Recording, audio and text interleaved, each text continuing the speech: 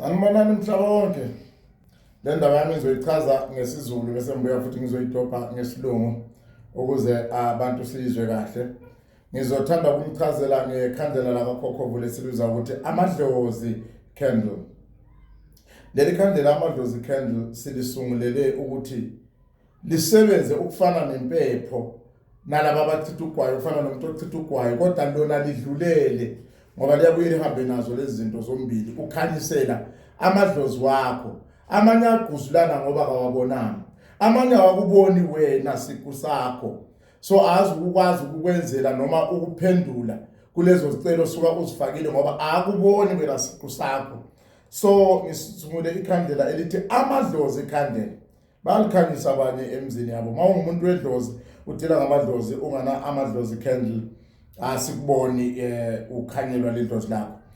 Thola amadlozi candle ngesikhathi sakho sokuphahla likuxhumanisa namadlozi wakho. Litholakala kwaKhokhovula. I would like to introduce the candle, which is a product of Khokhovula Gundabaloyi candles, called Amadlozi candle, to lighten up your spirits, to make your spirits see each other and not fight over you, to make your ancestor spirits connect well with you and be able to sense what do they have to do, what is needed in your guide and your spiritual guide as they look after you. I thank you.